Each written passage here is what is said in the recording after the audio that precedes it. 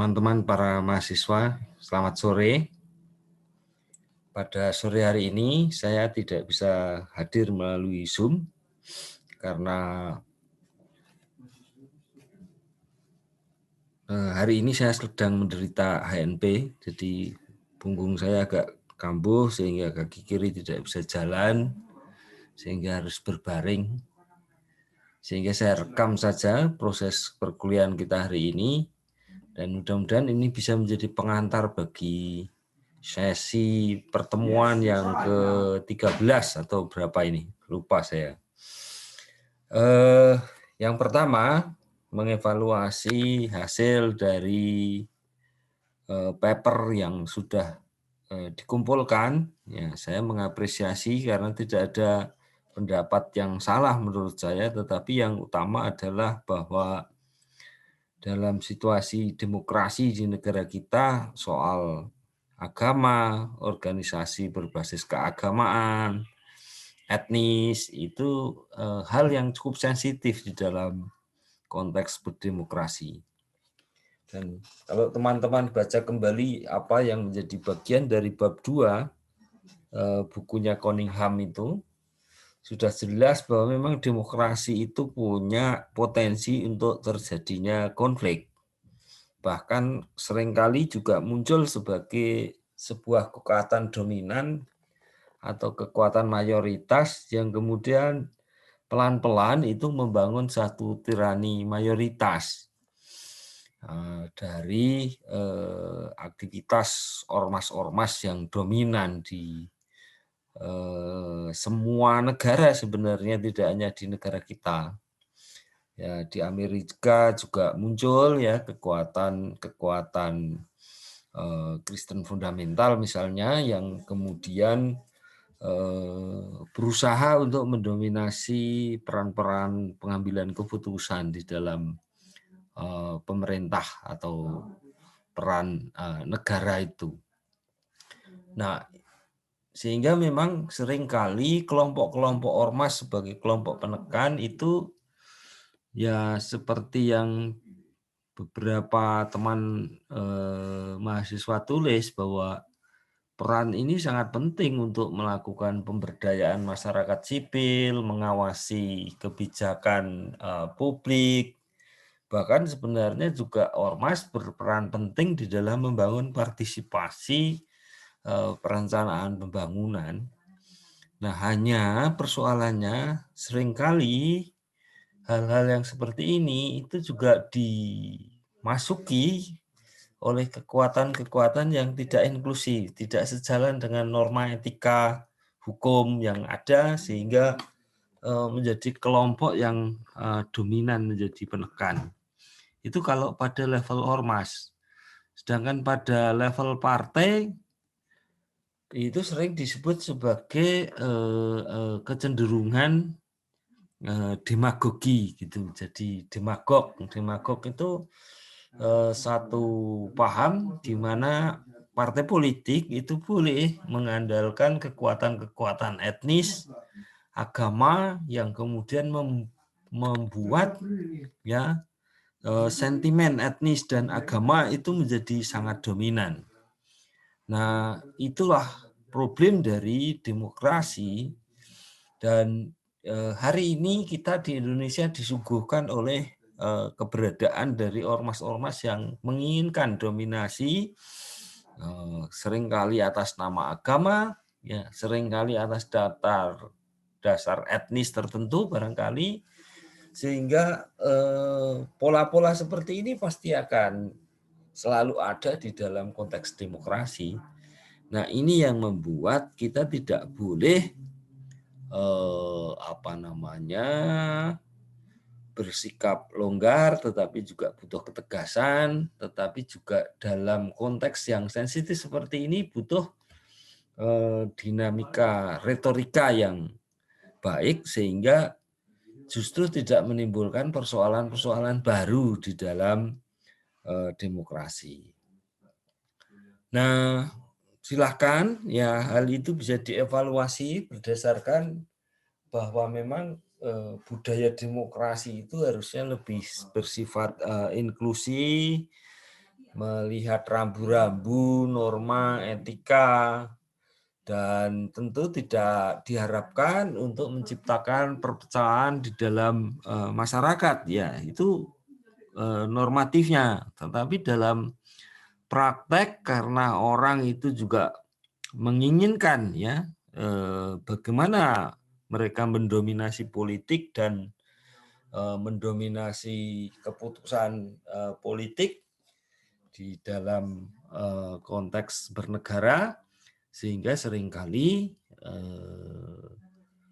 banyak ya partai-partai yang menggunakan kekuatan-kekuatan tertentu itu ya demagogi maupun etnis maupun agama sebagai alat paksa gitu ya untuk menentukan pilihan-pilihan. Tidak ada yang salah dengan itu, tetapi kalau kemudian mengubah cita-cita negara, mengubah konsensus negara, mengubah aturan-aturan yang tersedia dan sebagainya, saya kira memang itu tidak pada tempatnya gitu. Dan saya kira jawabannya hampir semua seperti itu. Hanya persoalannya kalau itu kemudian menjadi terlalu eksplisit sebagai sikap diri, sikap pribadi, ya seringkali dalam konteks persaingan seperti itu bisa menimbulkan persekusi, ya, yang juga ada di dalam bukunya Cunningham itu. Maka penting itu untuk dikembalikan atau dibaca kembali problem demokrasinya Cunningham itu. Ya, itu yang pertama. Kemudian yang kedua, bahwa sesungguhnya persoalan demokrasi itu bukan sekedar soal bagaimana melakukan pemilihan umum, tetapi justru yang menjadi lebih penting adalah mengawal proses bagaimana kebijakan politik, kebijakan pembangunan, kalau di kita ya kebijakan ekonomi, itu sesuai dengan harapan dan kepentingan masyarakat. Nah, sebenarnya di negara kita sudah disediakan instrumen untuk berpartisipasi di dalam perencanaan pembangunan itu, yang dikenal sebagai sistem perencanaan pembangunan nasional. Dan itu legitimate karena ada undang-undangnya, yaitu Undang-Undang Nomor 25 tahun 2004.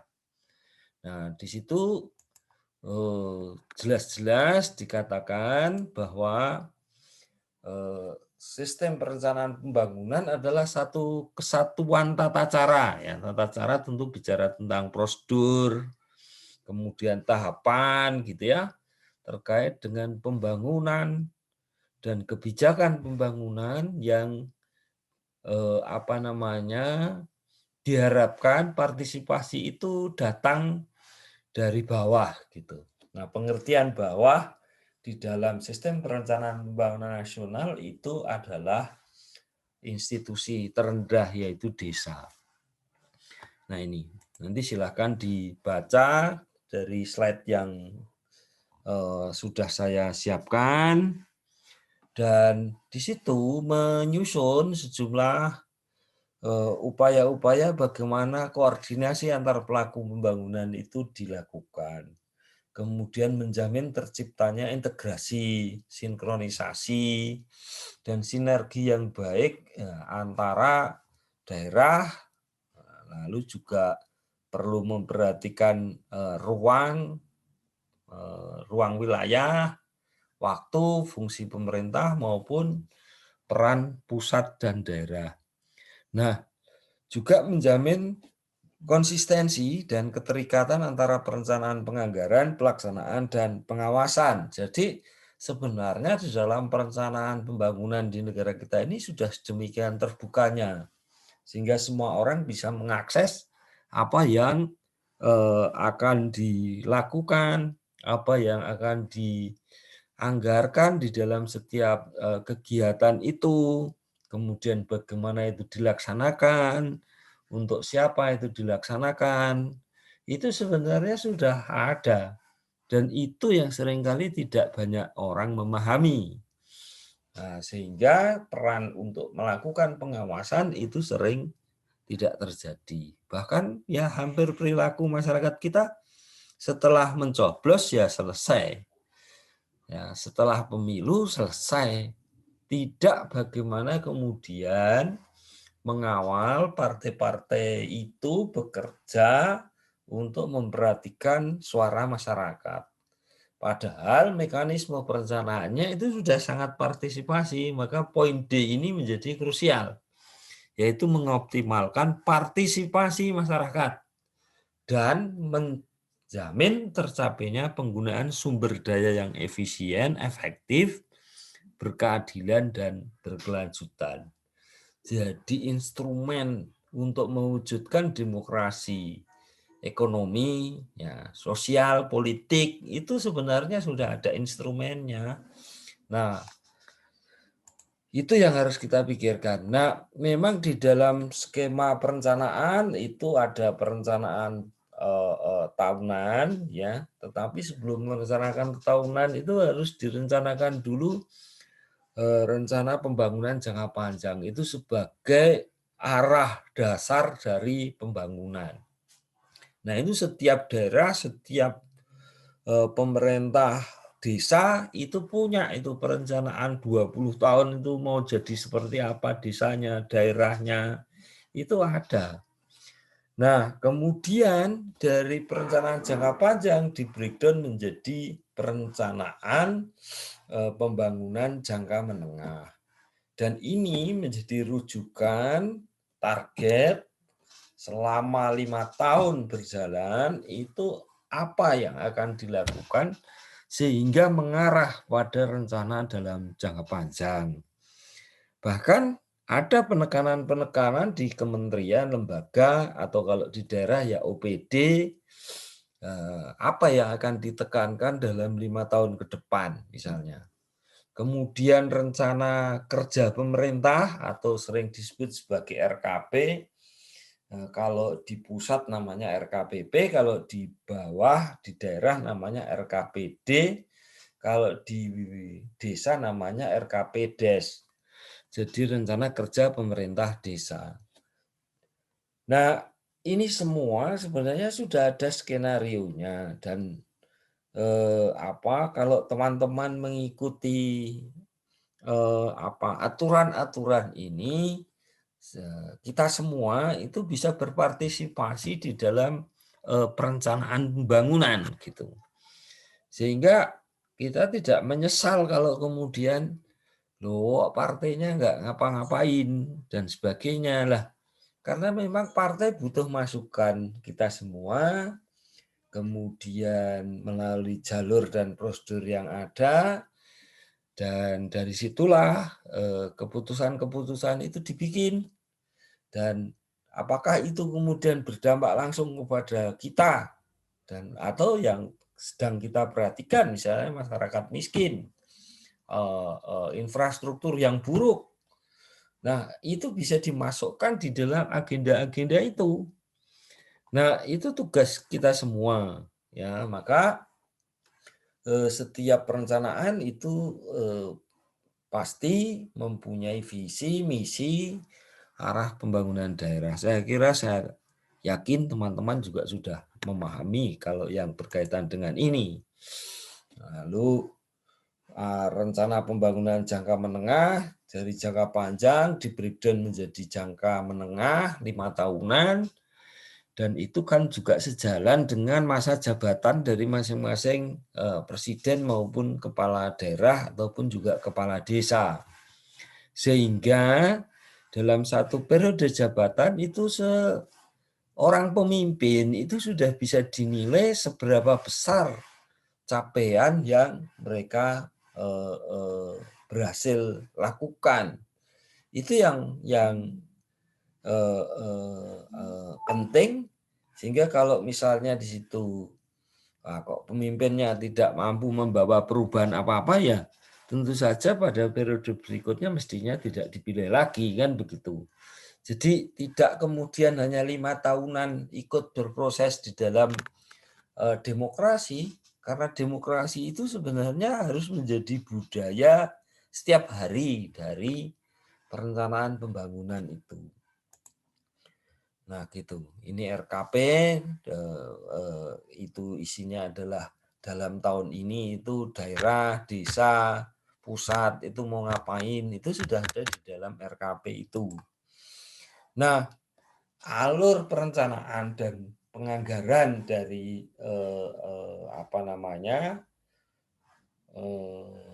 setiap perencanaan itu juga sudah diatur demikian hingga setiap anggaran yang dimiliki oleh desa maupun daerah maupun pusat itu harus memiliki sasaran yang jelas, punya tujuan yang jelas, sehingga mekanisme penganggarannya itu bisa juga sesuai dengan harapan yang direncanakan begitu. Nah, nanti kita akan lihat tahapan dari setiap level, baik itu desa, daerah maupun pusat, itu sudah juga ada ketentuan waktunya. Jadwal waktunya itu saja sudah diatur. Jadi kalau teman-teman mau berpartisipasi di dalam perencanaan pembangunan desa, itu kapan? Itu sudah ada ketentuannya. Jadi kalau itu diikuti, saya pikir demokrasi di negara kita ini akan menjadi semakin matang. Bahkan ketika misalnya kita punya gagasan katakanlah bahwa misalnya kita ingin memperjuangkan bagaimana UMKM itu bisa lebih berdaya misalnya. Tapi kalau kita mau memperjuangkan itu hanya omong doang kan tidak lucu. Maka sebenarnya itu bisa dimasukkan menjadi bagian dari anggaran di desa maupun anggaran di daerah atau bisa juga anggaran di pusat gitu loh.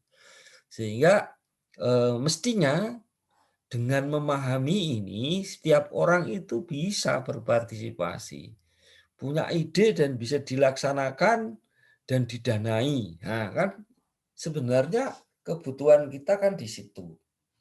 Nah, ini yang kemudian maka sistem perencanaan pembangunan nasional itu harus kita pahami. Ya, bahwa memang proses perencanaan itu harus terkait dengan proses politik, yaitu misalnya terkait dengan ya konsekuensi dari pemilihan langsung di negara kita. Setiap presiden yang menang itu kan punya visi dan misi. Nah, artinya kan sebenarnya kita tidak memilih orang, tetapi juga sekaligus memilih visi dan misi dari presiden ataupun gubernur ataupun bupati. Dan itu yang bisa kita tagih karena diatur oleh undang-undang gitu. Nah, kemudian memang visi misi itu harus diterjemahkan menjadi proses perencanaan, ya perencanaan yang bersifat teknokratik. Teknokratik itu artinya disesuaikan dengan unit-unit organisasi yang ada di dalam pemerintah, karena masing-masing punya fungsi, kompetensi, fungsi dan tugas pokoknya gitu kan, sehingga harus dialamatkan ini dinas apa. Misalnya kita sedang merencanakan sebuah kawasan wisata gitu ya. Lalu kita membutuhkan anggaran untuk mengembangkan destinasi wisata itu. Nah, maka jelas bahwa unit organisasi fungsional yang melekat pada pariwisata ya dinas pariwisata, di pusat ya Kementerian Pariwisata. Di desa agak lebih umum, tetapi di ide desa atau ide desa wisata tadi itu tentu diperlukan untuk juga melibatkan masyarakat yang ada di dalam destinasi itu melalui musyawarah rencana pembangunan. Jadi hal-hal yang tidak masuk di dalam musyawarah rencana pembangunan tentu tidak akan mungkin didanai gitu, karena itu pelanggaran gitu. Jadi kita itu harus belajar juga mendisiplin diri bahwa ide itu harus benar slotnya, harus benar fungsinya, harus benar siapa penanggung jawabnya, kemudian nanti kalau uang itu atau anggaran belanja daerah atau pusat itu diturunkan ke siapa. Nah, pemerintah kan tidak boleh sembarangan untuk memberikan anggaran itu pada organisasi-organisasi yang tidak memiliki syarat-syarat sesuai dengan ketentuan. Nah, sehingga perencanaan kita ini bottom up tetapi juga ditemukan dengan visi misi tadi, sehingga bottom up dan top down itu bersamaan gitu. Jadi saling menegosiasi di situ. Partisipasi dari bawah, ide membangun destinasi wisata tadi, kemudian dicocokkan dengan apakah RPJM di daerah itu memang sejalan dengan prioritas utama dari pembangunan. Kalau itu sejalan berarti itu ketemu. Nah, kalau itu ketemu, kemudian bisa kita rencanakan kebutuhan anggarannya berapa, untuk apa saja, pada kelompok wisata apa saja yang akan disupport dan sebagainya. Jadi ada kepastian di situ ya terkait dengan perencanaan pembangunan. Nah, ini tadi kurang lebih sama, maka ada penyusunan rencana, habis itu ada penetapan rencana. Jadi rencana itu harus ditetapkan, kemudian bagaimana pelaksanaan dari rencana itu akan dikendalikan, dan bagaimana kinerja itu akan diukur atau dievaluasi. Misalnya sebuah pengembangan destinasi wisata itu tujuannya mau ngapain, targetnya apa, kemudian indikator capaiannya itu apa. Jadi sebenarnya di dalam sistem perencanaan kita itu sudah berpikir sampai tidak hanya jalan, tetapi apa capaian dari setiap pelaksanaan pembangunan itu. Jadi sudah sampai di situ. Nah, ini alurnya gitu ya, bahwa perencanaan itu meliputi perencanaan pada level daerah, desa, daerah, kemudian pusat. Nah, ini posisi di pusat ya. Rencana kerja pembangunan pusat ya. Tentu dari masukan-masukan di daerah begitu dikumpulkan di Bappenas, disusun prioritasnya begitu.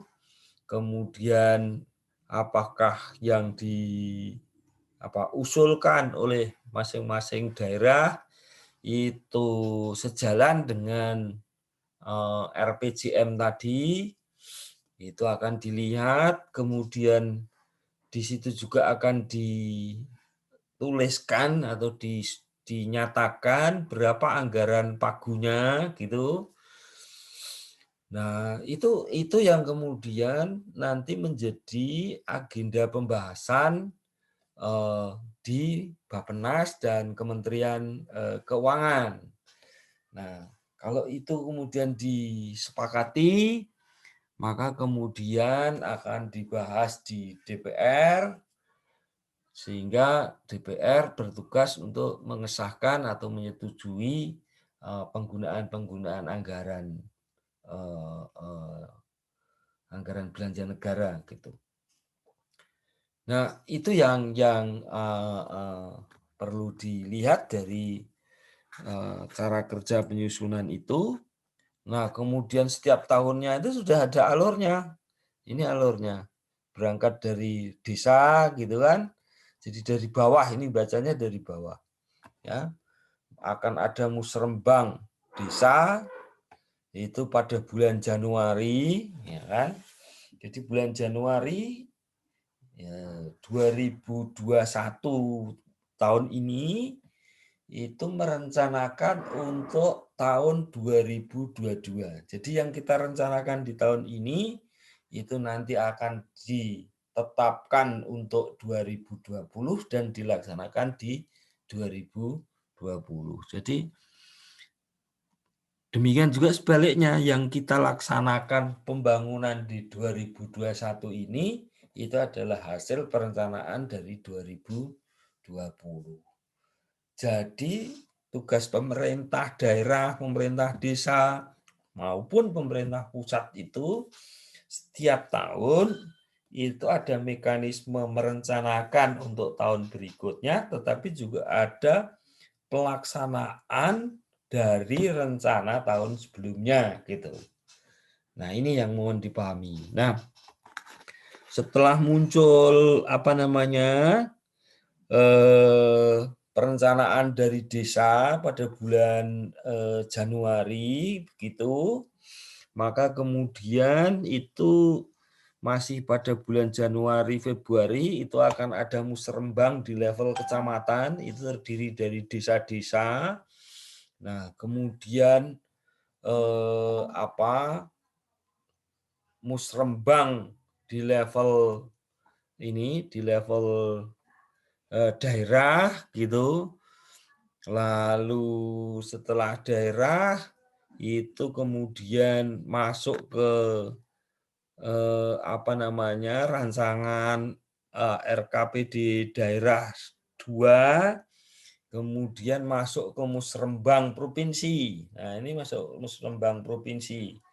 Jadi bulan Maret itu adalah kabupaten, April itu adalah provinsi, kemudian Mei itu adalah penyusunan dan penyampaian RKU APBD ya kepada DPR, lalu DPR akan melakukan pembahasan. Ya, kemudian setelah pembahasan itu di situ juga kemudian menyusun prioritas dan plafon APBD. Itu jadi bulan Juni, Juli, antara itulah. Kemudian penyusunan rencana kerja anggaran, ya itu pada bulan Agustus. Ya, kemudian pembahasan dan penyepakatan RKA dan SKPD, Satuan Kerja Perangkat Daerah atau sekarang disebut sebagai OPD.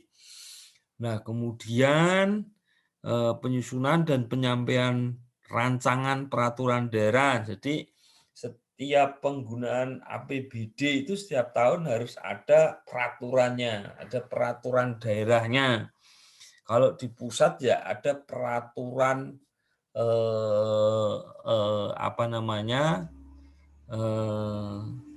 APBN gitu.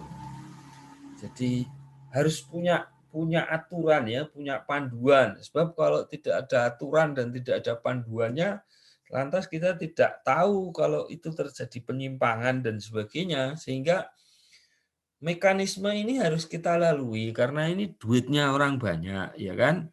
Anggarannya rakyat gitu kan.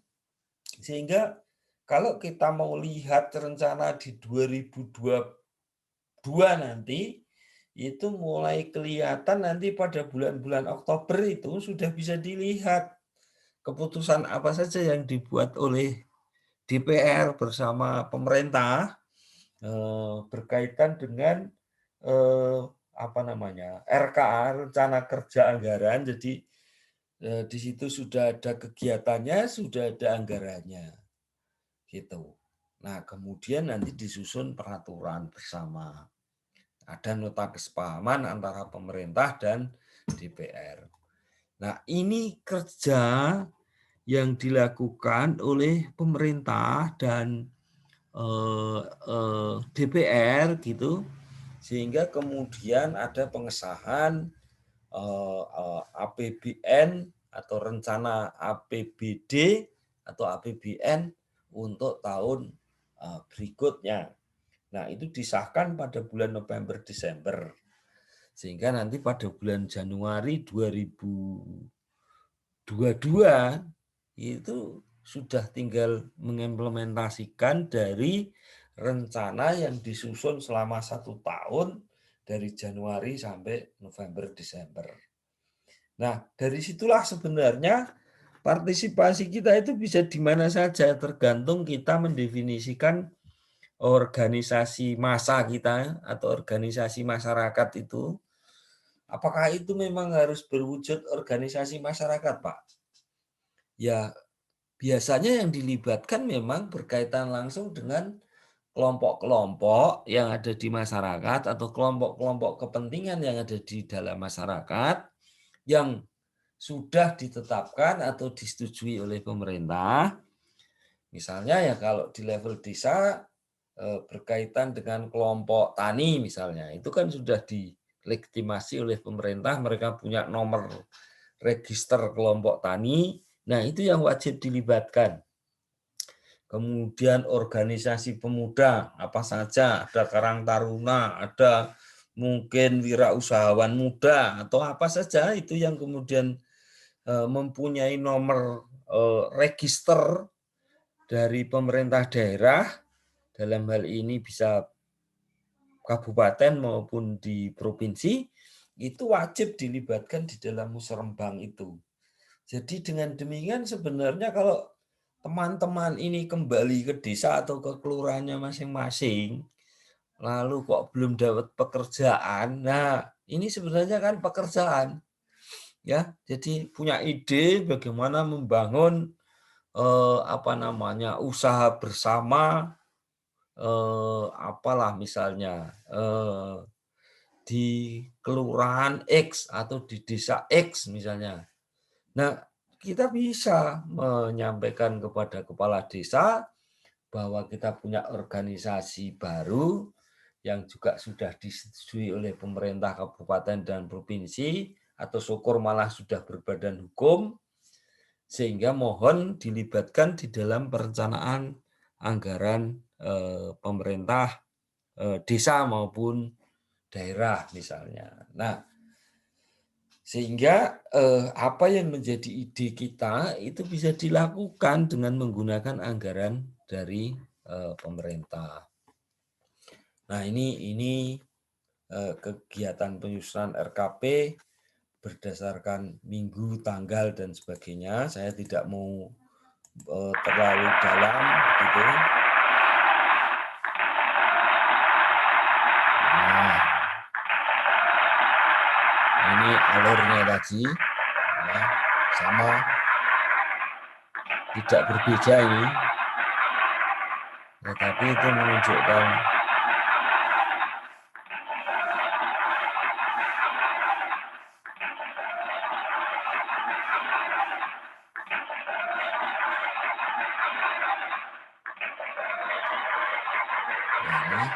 ini juga sama, dokumen-dokumen apa yang disiapkan dari setiap tahapan, dan itu bisa dipantau semua, bahkan sekarang semua ini sudah online, ya. Sudah.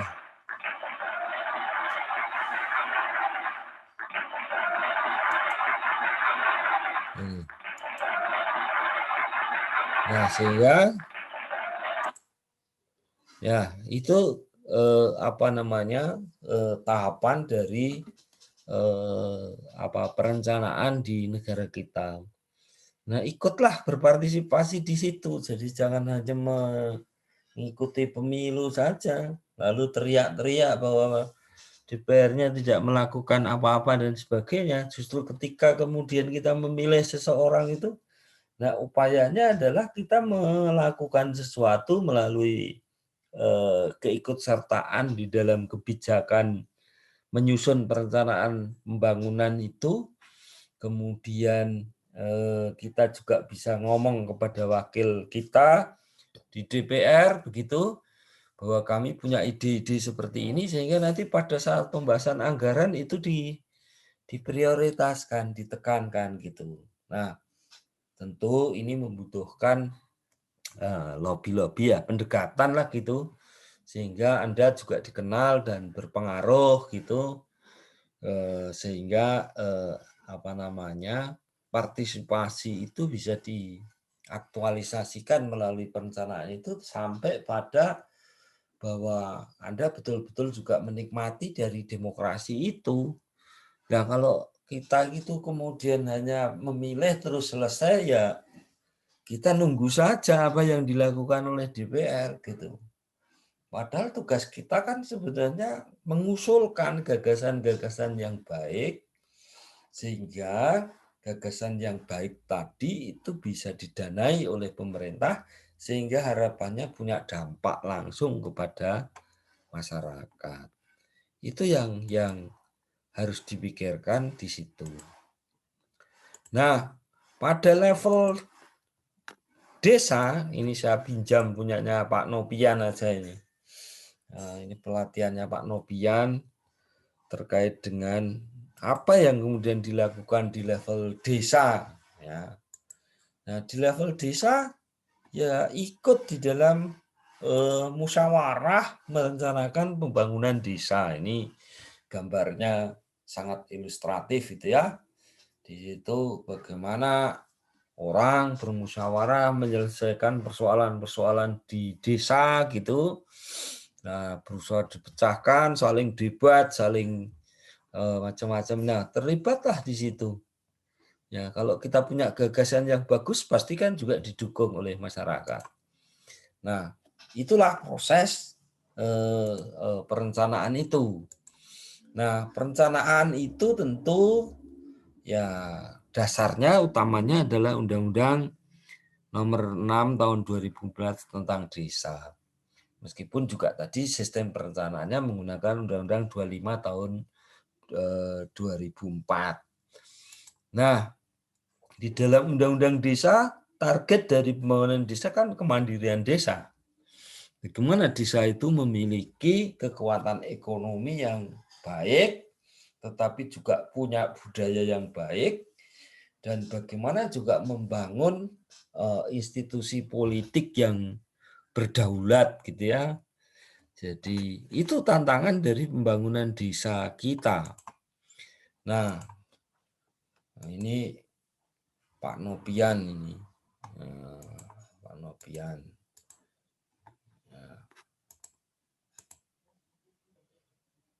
Nah, jadi itulah tugas dan aturannya itu juga sudah ada, sama persis juga sebenarnya dengan perencanaan pembangunan desa itu, sama dengan sistem perencanaan pembangunan nasional, hanya ada aturan-aturan turunannya. Permendagri 66 tahun 2007 tentang rencana pembangunan jangka menengah desa. Jadi desa itu juga harus menyusun RPJP tetapi juga RPJMDes. Itu kemudian tahunannya itu namanya Rencana Kerja Pembangunan Desa atau RKP Desa. Itu rencana tahunannya. Kemudian daftar usulan rencana kegiatan pembangunan desa yang selanjutnya disebut sebagai DURKP. Itu isinya adalah daftar usulan yang nanti diharapkan didanai oleh APBN, APBD, atau yang sudah sekarang ada di APB desa. Itu jadi dana alokasi desa yang rata-rata setiap desa sekarang sudah bisa menerima 1-2 miliar tergantung sumber daya manusia yang dimiliki. Nah, itu kemudian pembangunan partisipatif juga diatur di situ. Nah, jadi kita ini punya aturan-aturan lah. Kalau aturan-aturan ini nggak dipakai, lalu kita hanya teriak-teriak bahwa wakil kita tidak mensejahterakan kita, tidak memikirkan kita lah. Mereka nggak bisa langsung memikirkan kita, gitu. Harus ada prosedurnya. Nah, prosedurnya itu melalui sistem perencanaan pembangunan nasional ini. Nah, ini tugas kita yang muda-muda ini, sehingga tidak bisa kemudian kita mengkritik terus-menerus tanpa melakukan sesuatu yang harus kita lakukan. Ya, karena tugas kita sebenarnya membantu bagaimana itu bisa direncanakan, kemudian berapa anggarannya, dan ini akan diusulkan di level kabupaten, apa provinsi, apa bisa menggunakan anggaran desa sendiri, atau malah ini dituntut untuk didanai oleh pusat gitu. Nah, ini alurnya sama persis lah, tidak jauh berbeda ya, bahwa berangkat dari lihat profil desa, sketsa desa, kalender musim, lalu bagan kelembagaan, lalu masalah apa yang harus kita kategorisasi sebagai persoalan, lalu menentukan peringkat persoalan, mau prioritasnya mana, bangun pertanian dulu, poin kerajinan dulu, apa bangun jalan dulu dan sebagainya. Nah itu kan semua kan ada prosesnya, ada tata caranya.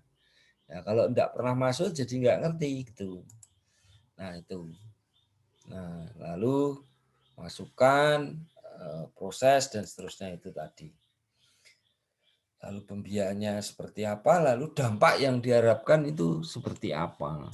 Nah ini nah ini termasuk ini cara pemetaan wilayah desa, ini kawasan apa, kawasan pertanian, ini pasar, mana dulu nih yang mau dikembangkan dan sebagainya. Nah ini loh yang sebenarnya menjadi penting dari kemampuan kita sebagai S1 ekonomi untuk membaca peluang ini. Karena banyak desa juga butuh bantuan untuk melakukan perencanaan seperti ini gitu. Nah, mudah-mudahan ini bisa menjadi inspirasi bagi teman-teman semua sehingga bisa bermanfaat begitu bagi masyarakat banyak gitu. Sehingga jangan ditunggu demokrasi itu, tetapi kita sendiri itu harus memanfaatkan seoptimal mungkin seluruh akses peraturan, kebijakan, kelembagaan yang sudah dibikin ini gitu. Nah ini hanya contoh-contoh saja. Lalu bagaimana nanti menentukan prioritas? Ya, silahkan dibaca sendirilah. Karena ini sangat teknis operasional gitu. Nah ini bagian kelembagaan yang harus dilibatkan di dalam rapat masyarakat itu. Petanya seperti ini. Di desa ini ada kelompok siman pinjam, ada kelompok tani, ada KPM. KPM itu apa ya, kelompok nggak tahu lah ya, pemberdayaan masyarakat mungkin. Lalu ada organisasi kepemudaan, ada LKMD, ada PKK, ada pemerintah desa, ada RT. Nah musyawarah lah di situ bagaimana kemudian desa itu akan dimajukan. Nah ini ya kita punya mekanisme itu. Nah, apakah selama ini mekanisme ini jalan? Jalan. Hanya yang sering kali muncul adalah Pak Kepala Desa itu juga tidak mau repot. Jadi yang dilibatkan itu yang kira-kira ya yang sepaham sajalah, yang sealiran saja, nah itu masih terjadi di lapangan yang kemudian menjadikan kelembagaan perencanaan seperti ini seringkali juga menghadapi kendala di lapangan. Nah ini kan ide yang bagus kalau ada yang mau studi tentang efektivitas musrembang des dalam meningkatkan pembangunan desa misalnya. Nah itu kan ide baru dari sebuah penelitian. Nah, kalau teman-teman mau meneliti itu, nah itu menarik sekali. Ya, sehingga apakah demokrasi itu sudah dijalankan dengan baik apa tidak? Nah itu tergantung pada ini tadi. Apakah sistem perencanaan pembangunan nasional itu berjalan semestinya gitu. Itu yang pertama. Kemudian yang kedua, ketika dari desa menuju daerah, nah ini seringkali setiap OPD dinas itu sudah punya ide sendiri, sehingga seringkali punyanya desa ini itu sering malah diabaikan atau malah kemudian dianulir gitu. Nah ini yang seringkali terjadi karena ada persaingan antar lembaga pemerintah sendiri.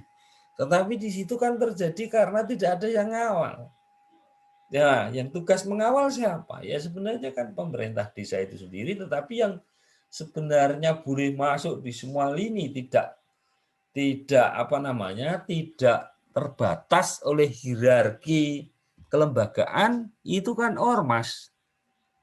Nah, kalau ormas itu bisa mengawal proses demokrasi, perencanaan pembangunan ini, ya kemungkinan akan menjadi efektif. Ya, ini yang belum muncul sampai hari ini, atau seringkali juga ada tetapi main-main gitu kan. Ya, main-main minta jatah gitu, ormas minta jatah dan sebagainya, itu banyak sekali di daerah. Ormas minta jatah, bukan mengawal supaya program untuk rakyat itu bisa direalisasi, bisa dianggarkan dan kemudian direalisasi, tetapi yang seringkali muncul justru ormasnya yang meminta-minta ke dinas gitu, sehingga jadi ormas Pak Ogah gitu. Itu yang sebenarnya paling banyak, dan menurut saya ormas seperti FPI yang bentuknya kecil-kecil itu banyak. Nah, ini mohon dilihat juga gitu sebagai bagian dari mengawal demokrasi. Nah, ini daftar masalah, kemudian potensinya, bagaimana mau diselesaikan, anggarannya berapa dan sebagainya. Nah, lalu dikelompokkanlah masalah itu ke dalam bagian-bagian yang seperti ini gitu. Nah, saya tidak akan terlalu panjang lebar mengenai ini, tetapi kalau teman-teman berminat dan tertarik seperti ini, ya menurut saya bacalah lebih banyak, atau sebenarnya yang paling enak tidak membaca buku saja, tetapi ikut praktek di lapangan, ikut mengamati. Jadi tahun depan misalnya bulan Januari, coba lihat Musrembang Des itu seperti apa. Sebelum Musrembang Des juga ada Musrembang Duk. Ya, itu level pedukuhan. Kalau di kota itu ada Musrembang RW. Jadi mulainya dari RW baru ke desa. Jadi sebenarnya itu instrumennya itu sudah sampai ke bawah. Tetapi masyarakat itu belum peduli dengan instrumen-instrumen yang sudah dibikin lama dari 2004 itu. Mungkin karena nggak tahu, mungkin nggak diajak oleh pemerintah desa atau pemerintah kelurahan. Mungkin ya kita sendiri juga cuek, artinya tidak peduli. Nah, ini yang saya kira menjadi penting bagi proses demokrasi kita, dan menurut saya ini menjadi menarik kalau ada yang mau studi tentang efektivitas perencanaan partisipatoris terhadap kemajuan desa atau kesejahteraan masyarakat misalnya. Itu ide-ide baru yang bisa saya tawarkan kepada teman-teman yang mungkin mau mulai skripsi dan sebagainya, sehingga